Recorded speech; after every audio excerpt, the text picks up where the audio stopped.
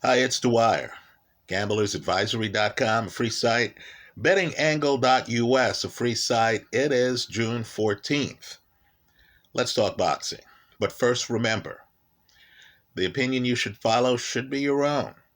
Just consider this video to be a second opinion from a complete stranger online. Now, let me just say, one of the great things with getting older is that you really do stop caring what people think.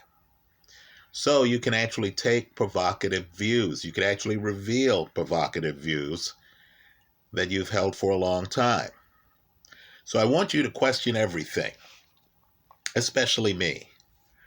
But let's challenge boxing orthodoxy. Let's get controversial.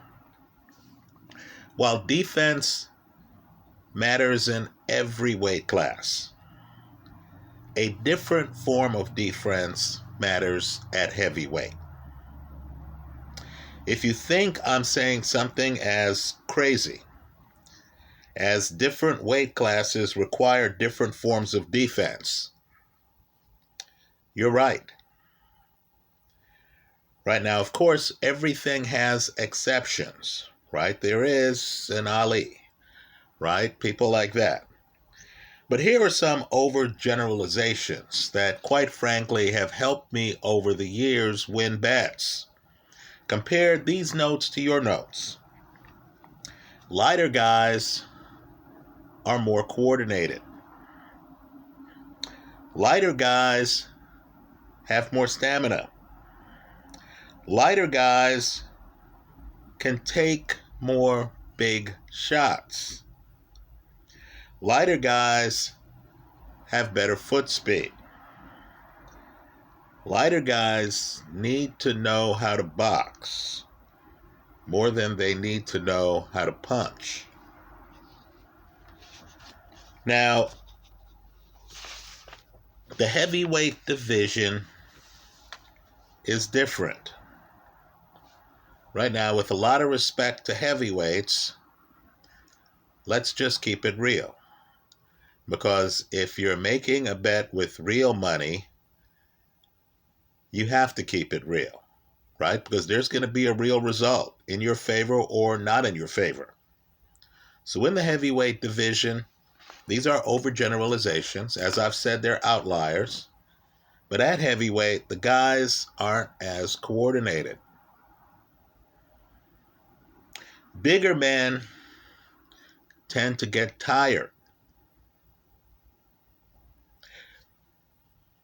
At heavyweight, great chins are a myth. You're only as good as the last punch you got hit with. Few heavyweights have elite foot speed. Even fewer have a back foot. Heavyweights need to know how to punch. If you can't, like Huey Fury, judges are going to overlook your boxing skills. Which brings us to Daniel Dubois. He beat Trevor Bryan. It was impressive. I was impressed. Dubois looked better than I thought he did. Now, first, let me say this. The overhit, right, as crazy as that was, in a fight that Dubois dominates. Understand the over-under, as I said in a prior video here, was 3.5 rounds. That was a gift from the casino to you. You won that bet by about 20 seconds. I know it seems close, but the point is, a fighter really has to be on their game to get an under 3.5 rounds. Right? As I look out on the landscape, folks, I just don't see the Mike Tyson type character who is going to come across the ring, find you in the first 3.5 minutes, and then make a decision to be hyper aggressive and to take you out that early. Even guys with that capability, Lennox Lewis, for example, who flashed it, right, against Andrew Galata, against Michael Grant. Even a Lennox Lewis would pace himself because big men, including Lewis, get tired, right? You can have early KO capability, but you might not have the early KO capability mindset, right? You might be like Anthony Joshua, a bit cautious when you know the other guy's talented. So when you see a 3.5, right, I have to tell you, I'm predisposed to bet the over. The overhit. You got paid on the Dubois fight. But let's get back to what actually happened in that Trevor Bryan fight. The secret to Dubois is his punching power. It's great. Coupled with his athleticism. Now hear me carefully. He's a freak athlete at the start of fights. And his foot speed, which is surprising. It's freakish at the start of fights.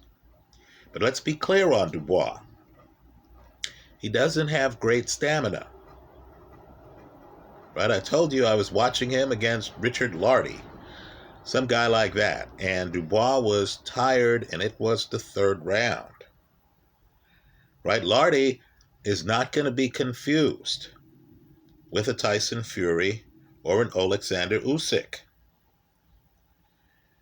Dubois tires when pushed. Also, Dubois is not an in-the-pocket boxer. Right? Understand there are many fights. Otto Wallin against Tyson Fury, where Tyson Fury, after he gets cut, after he's bleeding, after he's at risk of losing his title on cuts, decides, I'm going to come in the pocket. I'm going to outbox this challenger in the pocket.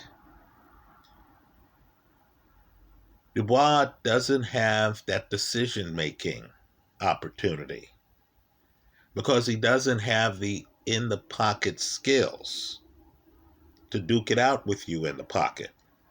So you have the Joe Joyce fight where Joyce has a jab. Doesn't have the foot speed Dubois has, but he has a jab.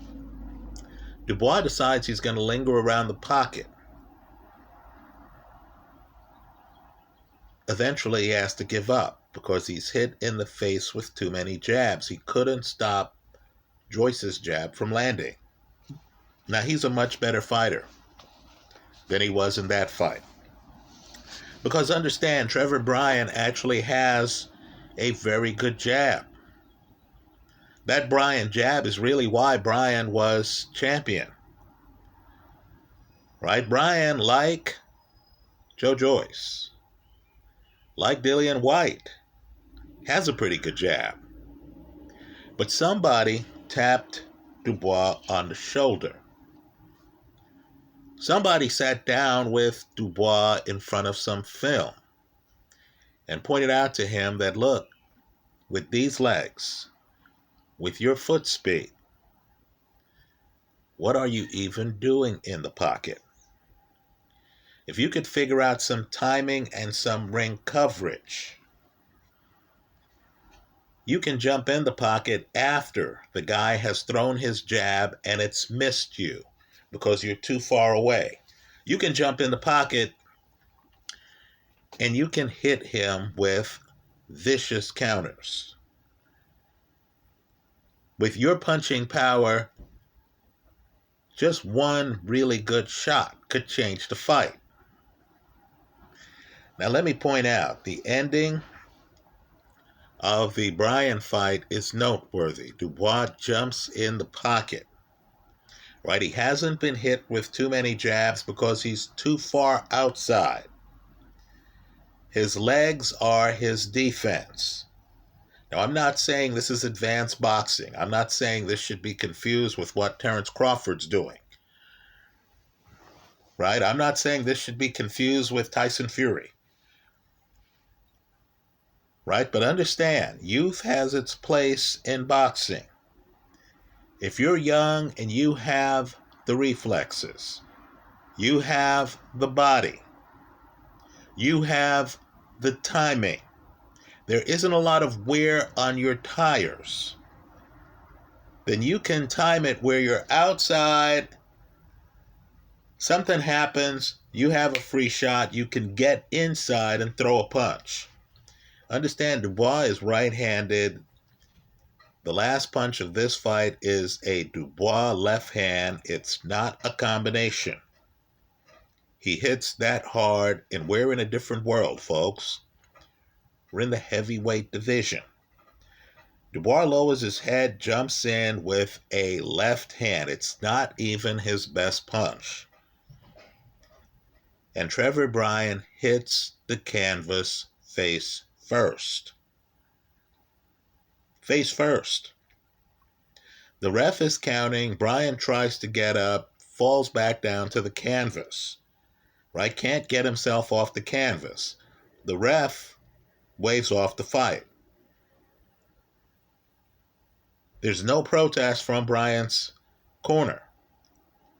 You understand that at heavyweight, unlike welter, unlike middle, right, where the guys are more coordinated, they move better, judges expect some boxing. At heavyweight, judges expect some punching.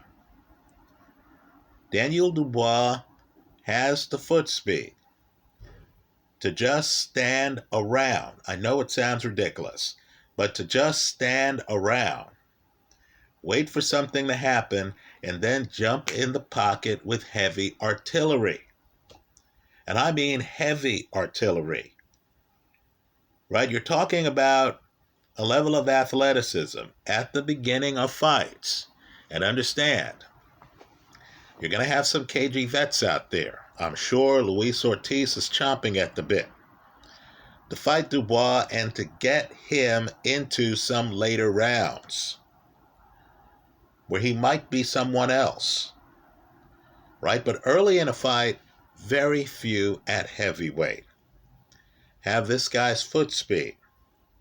Because the guy doesn't have to be in the pocket. In other words, I picked Joe Joyce against Dubois. Joyce beat him. Joyce delivered. But Dubois could have won that fight if he would have just taken one step back. Said, hey, I'm too far away. I don't have to box Joyce. I just have to hit him hard 2 or 3 times every round. That should have been the mindset. So this version of Dubois, who's just standing around, understand too, because of the stamina gap in the heavyweight division, at lighter weights, guys can keep their hands up for 12 rounds. Right? Guys will have their hands up. They'll be blocking shots. Shakur Stevenson can keep his hands up at 130. You'll find out at heavyweight, your arms are too heavy. Even guys with great defense will have their hands around their waist. Dubois is young, he's athletic, he can have his hands around his waist, he can just stand around on the outside. Wait for you to do something silly, throw a lazy jab, have it linger out there where there's a countering opportunity, or switch off. Right? See this guy standing outside and say he can't be serious. Unaware that all Dubois needs, even with his offhand, even with his left, is to hit you hard one time, the fight's going to be over. Right? So Dubois, wisely, wants to fight a version of Trevor Bryan, Dillon White. Now understand the differences between the two guys. White is a master in the pocket. Right? White calls himself the body snatcher. He's accomplished being deep in the pocket, breaking you down, and landing body shots. White has an excellent jab.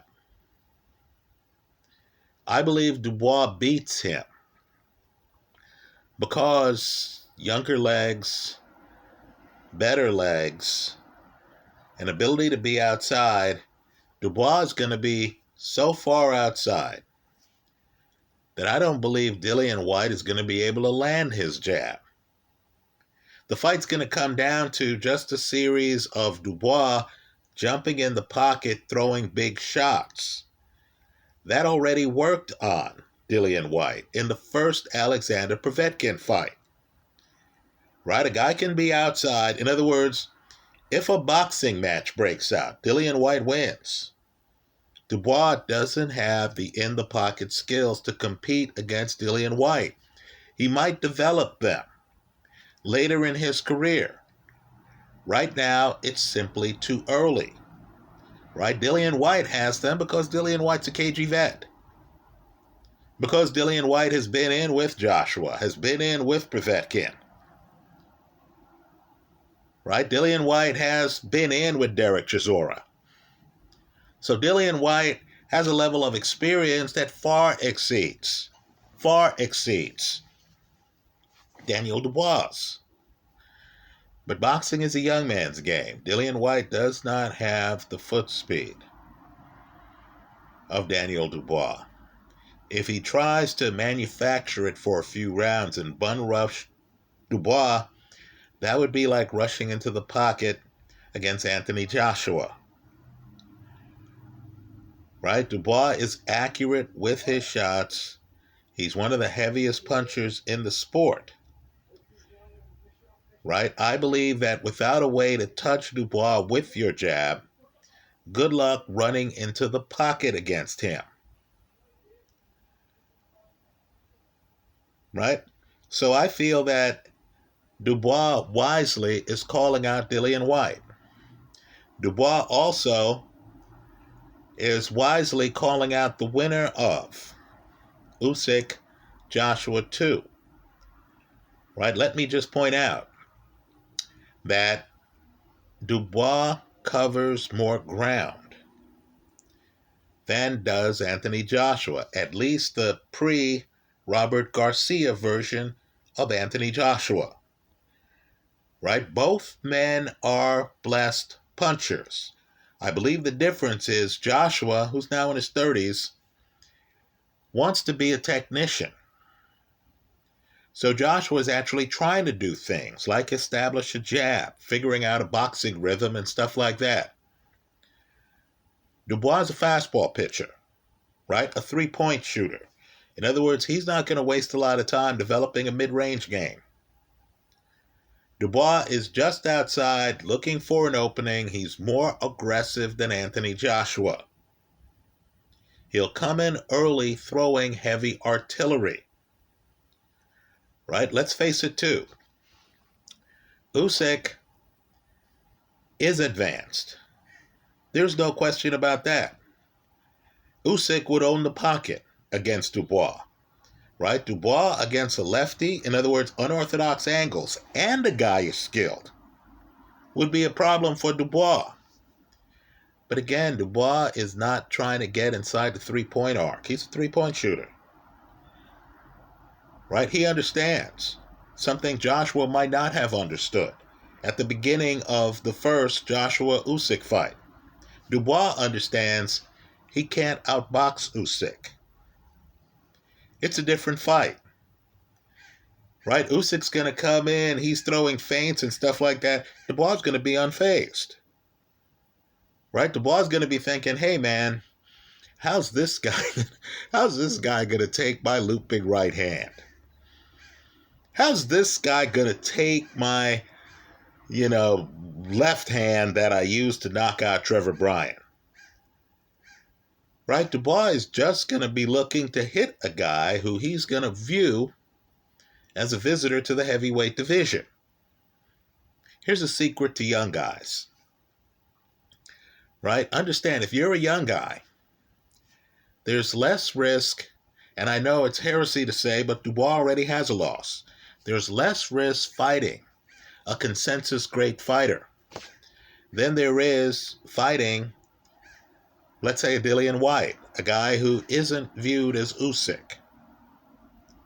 Right? Usyk's viewed as an Olympic gold medalist, a undisputed cruiserweight champion, a guy who beat Anthony Joshua, a guy who beat Derek Chisora. That's who Usyk is viewed as. Understand, you lose to that guy, people will say, you know what? Dubois is young. He's on the way up. He just fought this guy too early in his career. It was a learning experience. Right? You lose to a Derek Chisora, or you lose to a Dillon White, and people are going to say, hey, man, how old is Chisora? It's like, hey, this guy lost to guys who didn't have the belt. Right? How good is Dubois? So if I were advising Dubois, who, let's face it, again, in the heavyweight division, is one punch away from beating anybody. Right? He doesn't have to be better than you. He just has to land first. Right? If I were advising Dubois, and if the winner of Joshua Usyk said, hey, I want to fight Dubois next, he has a share of the heavyweight title, right? We know Trevor Bryan was practically in witness protection with his share of the WBC belt, right? We know it's a reach to say, wow, Bermane Stiverne was one of the best heavyweights of the last 2 years, and that's a big win by a heavyweight champion. We understand that. Right? But understand, politically, you can sell it to the public. Right? And Usyk could say, hey, man, my goal is to be undisputed. Couldn't reach an agreement with Tyson Fury, who is retired one day, not retired the next day. I'm fighting this man because I'm about unifying, and this man has a share of the WBA belt. Right? You could sell it. And I believe the fight would be a bonanza. Because there are people out there like me who realize boxing's a young man's game. And Dubois, at least for the first 4 or 5 rounds, is going to be a freak athlete. Isn't going to have the major stamina problem I suspect he would have later in the fight if it's spirited, unlike the Joe Joyce fight, which became highly technical, a jab fest. Right? I think there are a lot of people who understand Dubois has a fastball. Dubois has a 3-point shot. Dubois is smart enough to understand he's going to have to be aggressive to overcome an experience gap, a skill gap, against an Usyk. Right? So this guy is live. I criticized Trevor Bryan earlier, commenting on his fight against Bermane Stiverne. Understand, I believe Trevor Bryan's underrated. Right? I think Trevor Bryan would be a very good matchup against Dillon White. Right? Dubois just beat a skilled fighter, did not get hit with a lot of jabs because now he's farther away from his opponent. And he's smart enough to understand that he doesn't want a boxing match to break out. He needs to lead with power shots. That's exactly how he closed the fight. Understand, too, he hurts Bryan a few times in this fight. It's not a one-punch fight. Right? This is, in a way, kind of like the Nonito Donaire Inoue fight, where Donaire gets hurt off a bunch of shots. Right here, you notice Bryan gets hit with a shot, backs up to the ropes. You understand he's not playing cat and mouse. His bell has been rung. He's surprised by the power coupled with the hand speed.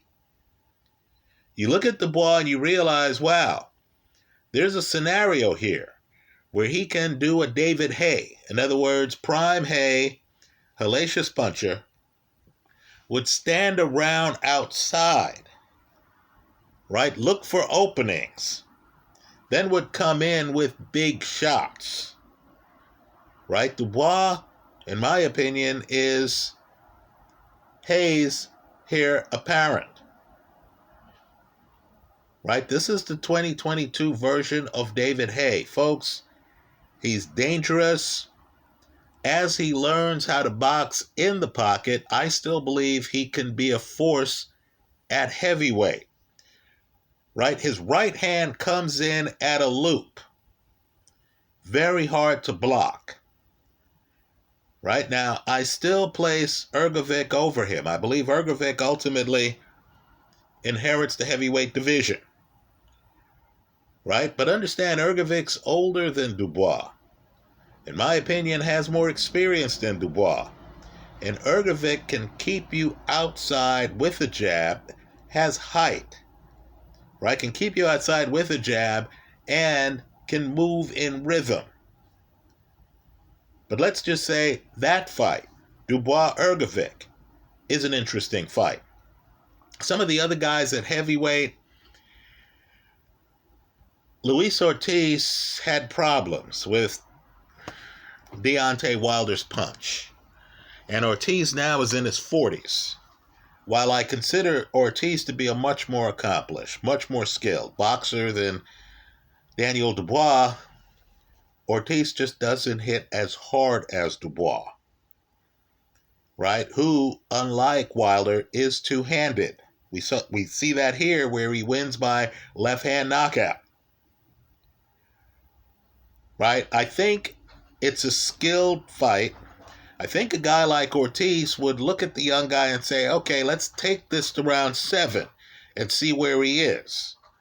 Right? Ortiz can finish a guy who's overwhelmed. Right? I do believe that unlike, let's say, a Manny Pacquiao, another freak athlete, who was a freak athlete in the 10th round. Right? Pacquiao just had volume on him. Right? This wasn't a case where Manny's dangerous for 4 rounds, then he slips. Right? Floyd Mayweather, another guy I consider a freak athlete. Roy Jones.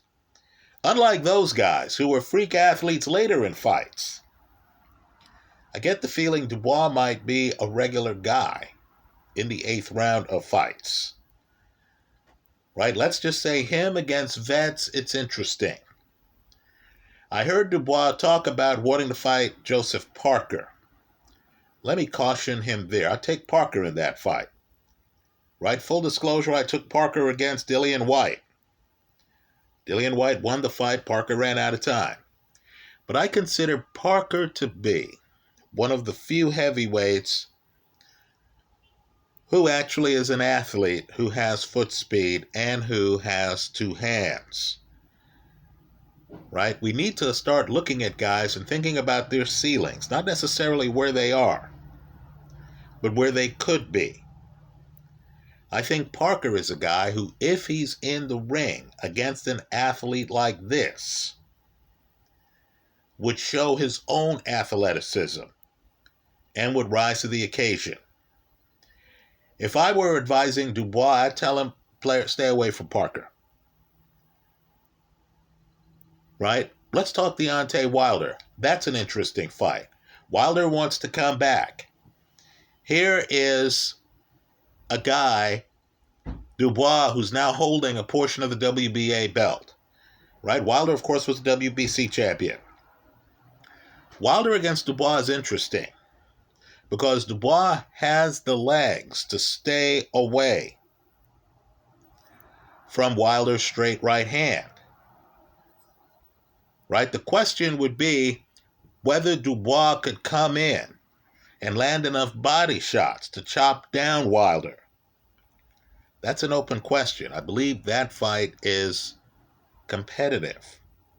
Right? So consider Dubois to be a major contender at heavy. While there's some guys I would take over him. Right? I think he's not ready for Tyson Fury. I'll just be blunt. Right? Let's just say I do believe this guy would be competitive against a Dillon White, against the winner of Usyk Joshua, against a Deontay Wilder. Right? Let's just say there's a lot here. That's how I see it. Let me hear from you. I hope you leave your comments in the comment section of this video. Tell us why defense is no different in the heavyweight division. than it is everywhere else. If you want to defend the common view where,